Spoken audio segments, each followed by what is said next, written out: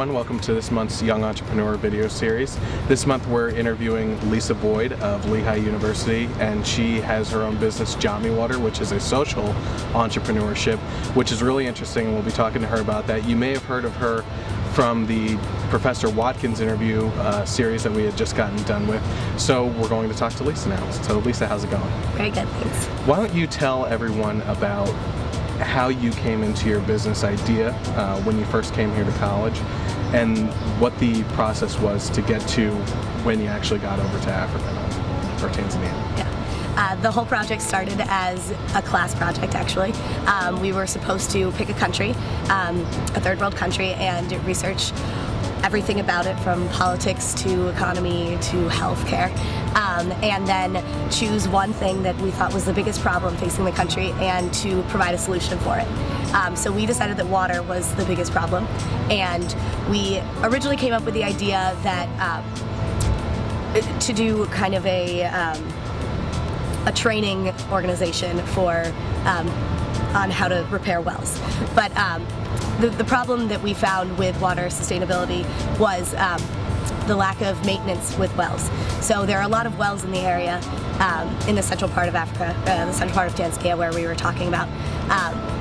There are plenty of wells that are put in, but they aren't well sustained. They aren't maintained regularly. So we came up with a general idea of it and proposed it to the social venture creation competition last year, and won $5,000 to do research over last summer after my study abroad there.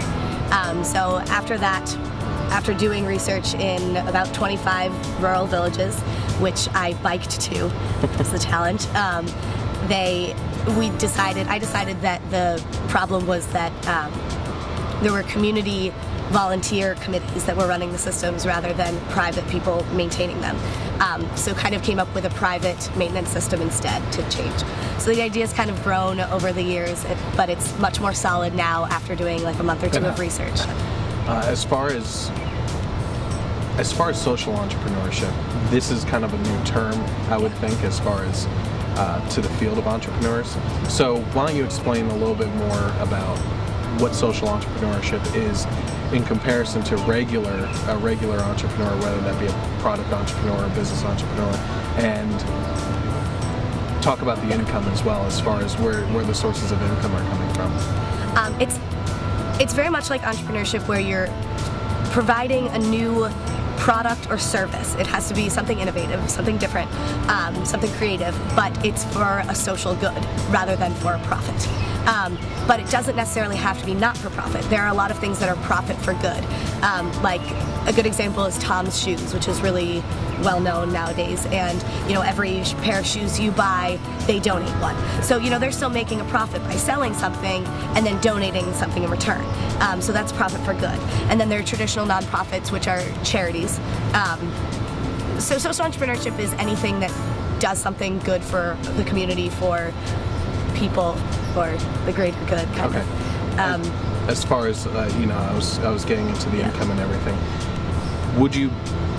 And I don't know this, and that's why I'm asking. Is there a way that, in order to sustain your lifestyle, for instance, if you're over in Africa and you're doing all of this, would part of a percentage of the grant money or the loans or wherever that's coming from go towards your living expenses, obviously, and everything? Yeah.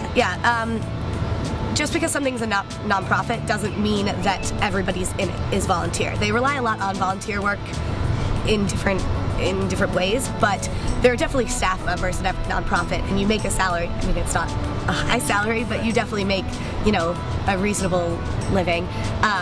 As for grants, every grant that I've applied for and received, you have to give a budget, and it's completely acceptable to put into the budget living costs, travel expenses, things like that. Those are all, a salary. I have in my grant applications salaries for people that would work for me, for hiring a guide translator in Tanzania and stuff. So it's not high salaries, but there definitely is, it's included in that. How about this? I would find this interesting too.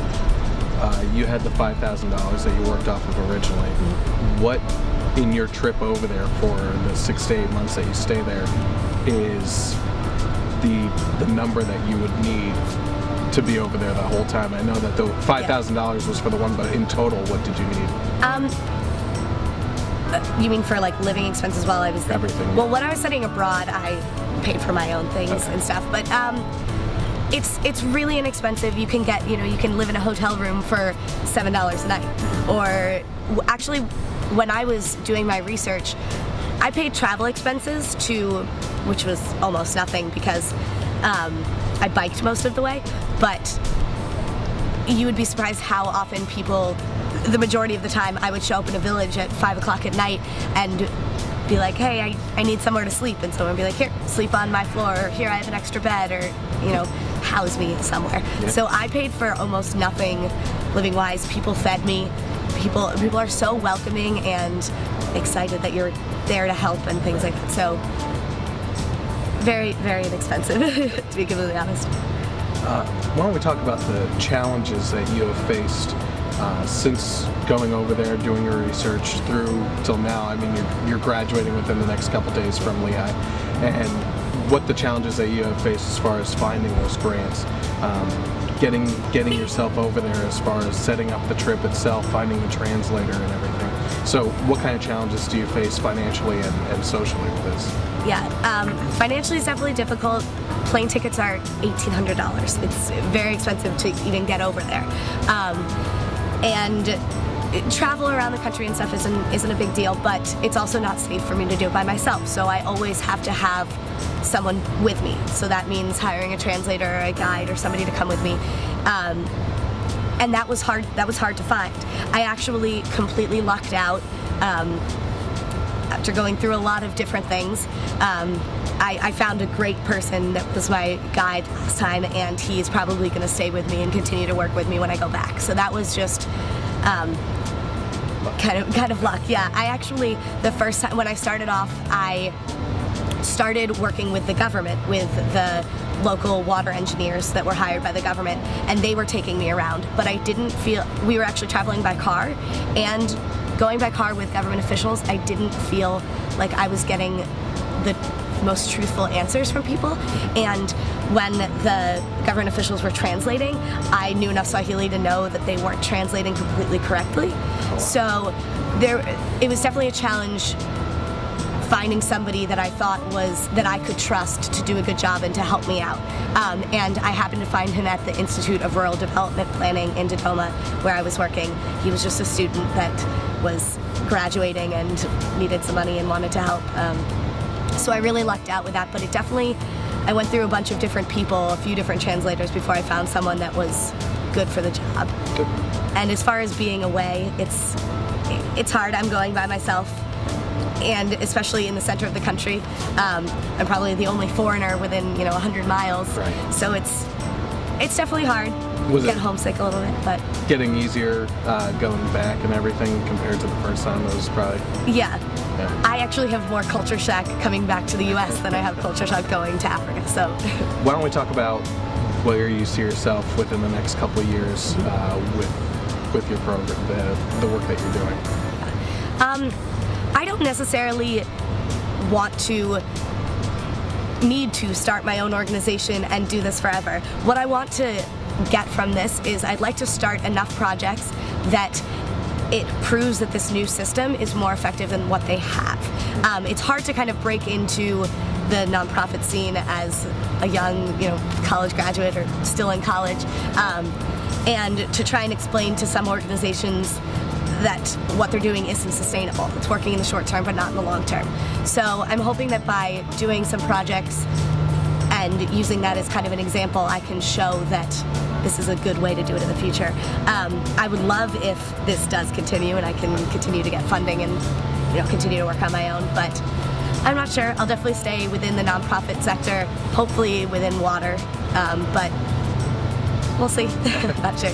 And why don't you tell everyone where they can go for more information concerning what you're doing now? Yep. For more information, you can go to the website that we have, www.JamiiWater.org. Jamii is Jamii, water.org. And that gives my contact information and some more information about what my ideas are and what I'm planning to do with the organization and everything.